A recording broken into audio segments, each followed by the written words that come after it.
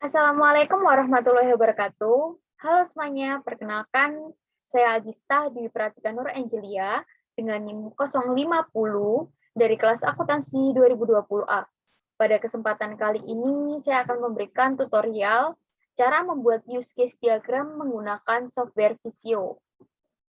Namun, sebelum memasuki tutorialnya, alangkah baiknya kita mengetahui terlebih dahulu apa itu use case diagram dan simbol-simbol apa saja yang akan digunakan dalam use case diagram.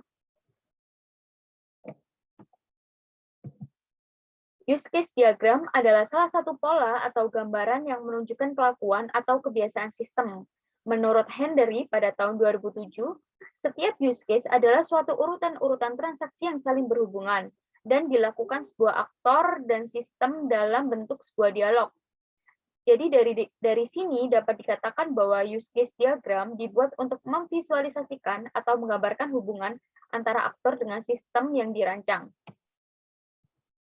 Nah, untuk simbol-simbol yang akan digunakan pada use case diagram itu sendiri ada aktor, include, extend, association, system, dan use case.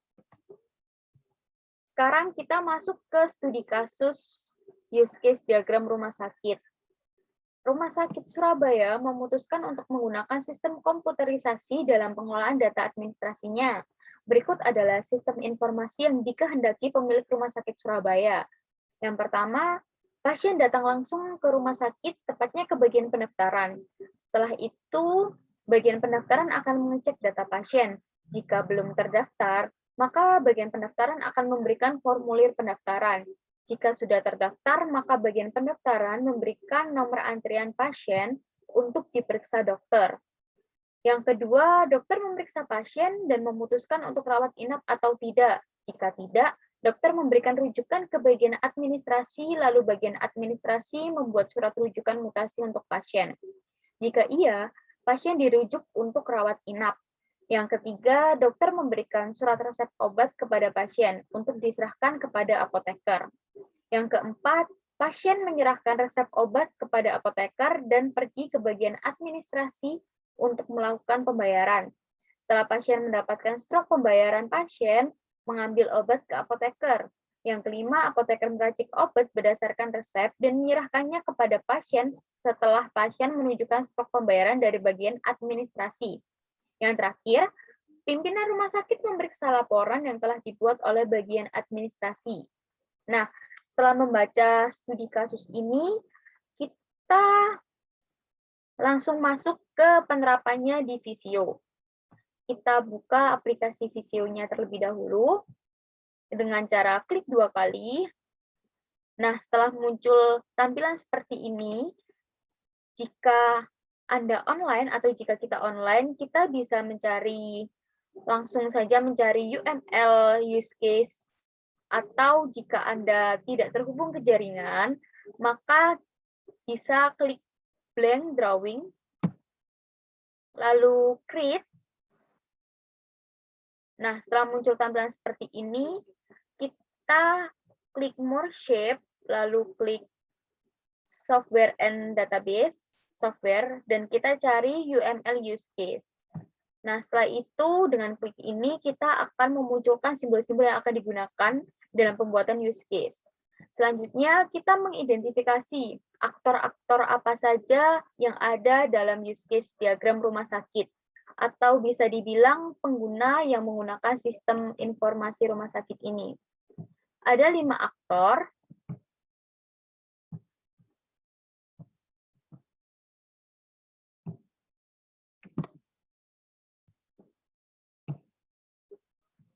Untuk penamaan aktor-aktor ini, kita bisa klik 2 kali. Bagian pendaftaran yang pertama. Yang kedua, admin.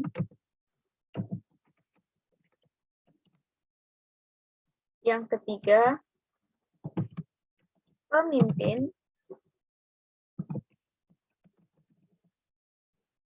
Yang keempat,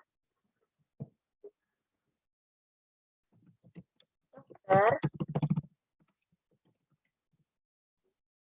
Dan yang terakhir ada apoteker.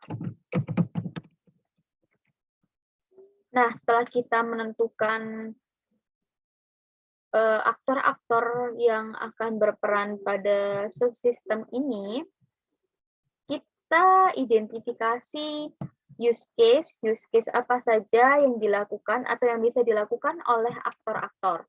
Yang pertama, kita identifikasi use case yang bisa dilakukan oleh bagian pendaftaran, yaitu ada mengecek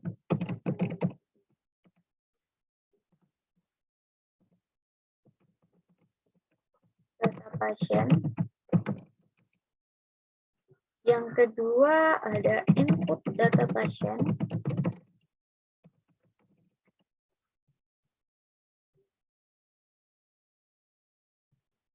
Yang ketiga mencetak nomor antrian. Dan yang terakhir mengolah data pasien. Nah, setelah ini kita bisa menghubungkannya dengan cara association itu tadi. Langsung saja dihubungkan ke bagian pendaftaran.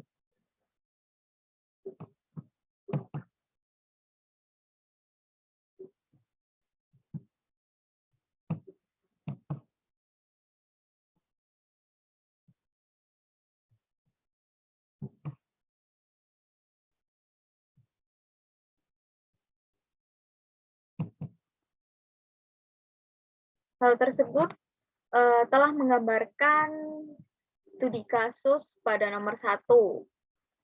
Alangkah baiknya jika input data pasien ini akan bisa terlaksana jika pasien sudah mengisi formulir, maka kita berikan use case tambahan, yaitu formulir pendaftaran, di mana formulir pendaftaran mempengaruhi input data pasien. Jadi bisa dikatakan bahwa input data pasien akan dilakukan atau bisa dilakukan jika sudah mengisi formulir pendaftaran. Setelah mengidentifikasi bagian pendaftaran, kita masuk ke aktor kedua, yaitu admin. Yang bisa dilakukan oleh admin adalah mengolah data pasien, yang kedua mengolah rekam medis, mengolah data rekam medis,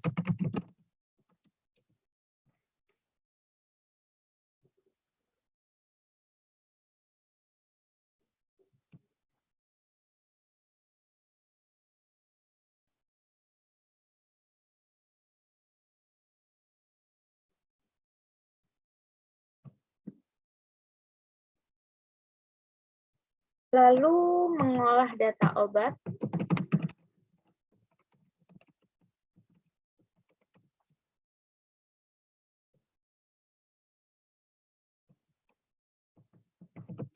mengolah data dokter,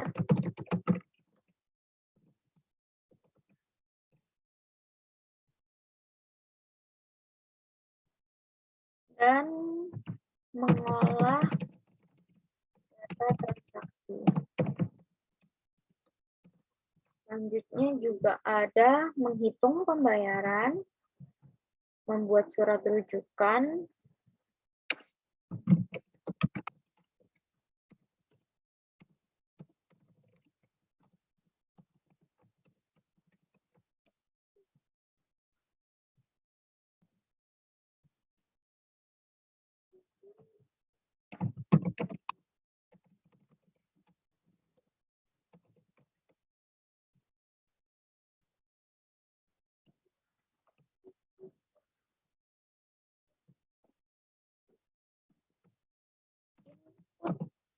pembayaran pasien,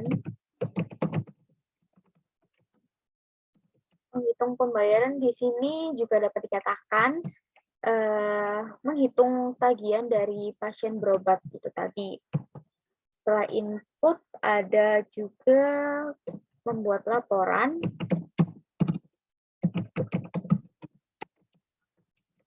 yang digunakan atau yang dibutuhkan oleh pemimpin.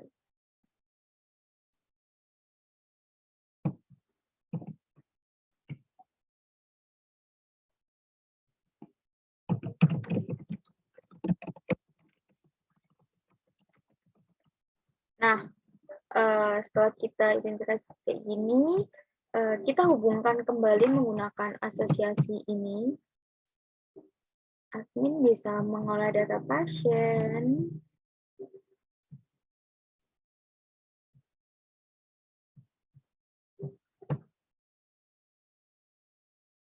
mengolah rekam medis,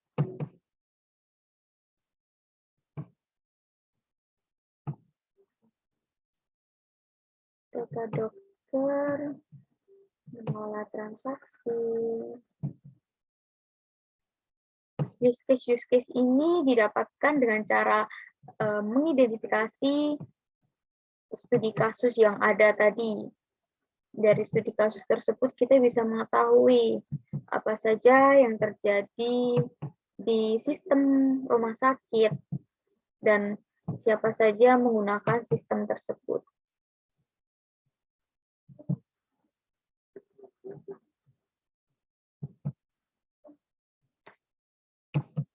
Tadi kita udah identifikasi bahwa pemimpin di sini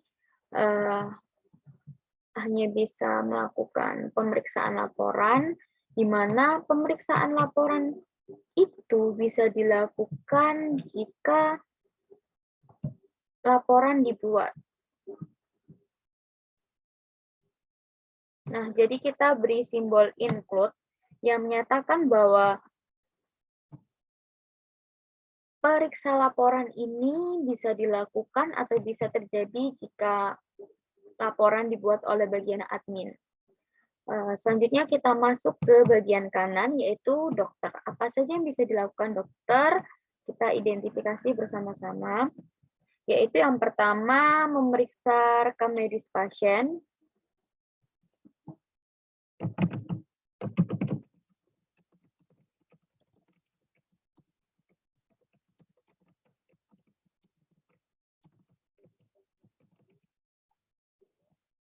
Yang kedua, memeriksa pasien. Dan yang ketiga, memberikan diagnosa.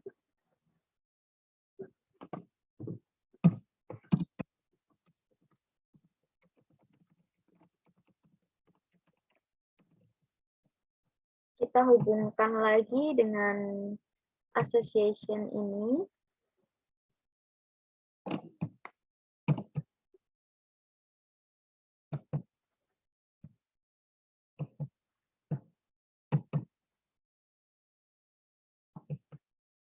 Nah, di sini ada tambahan memberikan rekam medis, memeriksa rekam medis pasien ini bisa dilakukan jika administrasi atau bagian administrasi telah mengolah data rekam medis dari pasien. Lalu memberikan diagnosa ini akan timbul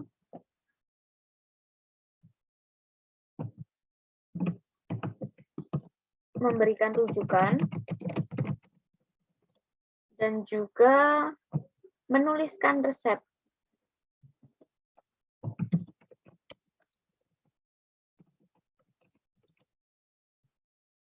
Di mana setelah kita menuliskan resep, juga akan timbul use case menuliskan rekam medis pasien. Gimana maksud dari menuliskan rekam medis pasien di sini itu setelah diperiksa maka rekam medis akan bertambah lagi. Jadi seorang dokter harus menuliskannya kembali. Nah, kita hubungkan bahwa resep ada karena dokter memberikan diagnosa,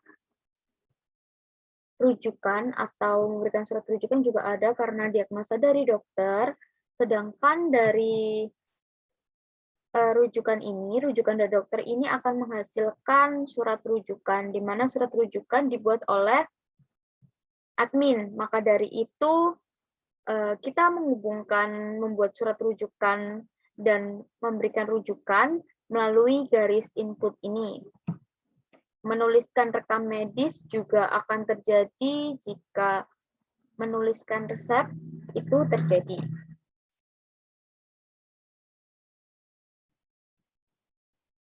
Setelah itu kita masuk ke bagian apoteker.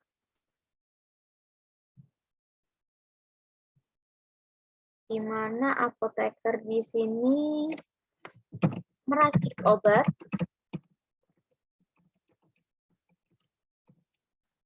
dan juga menyerahkan obat kepada pasien. Di mana menyerahkan obat akan terjadi jika ada stroke dari pihak administrasi, maka dari itu kita hubungkan dari menyerahkan obat, stroke, dan input pembayaran ini, di mana input pembayaran akan terjadi jika ada uang, maka dari itu input dari input pembayaran adalah uang, dan stroke atau mencetak stroke ini akan terjadi jika input pembayaran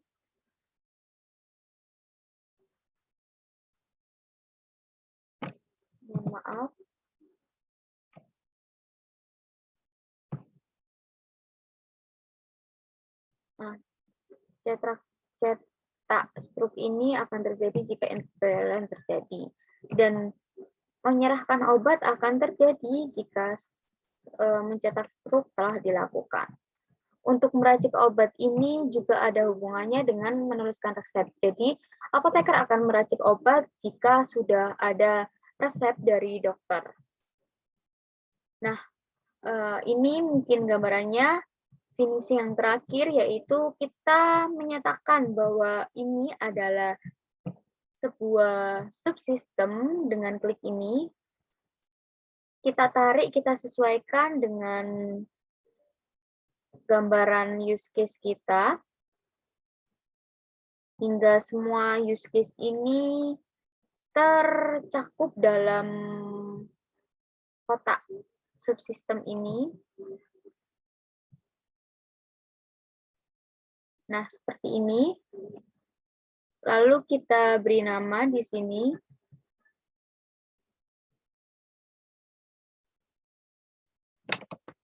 Sistem Informasi Rumah Sakit Surabaya.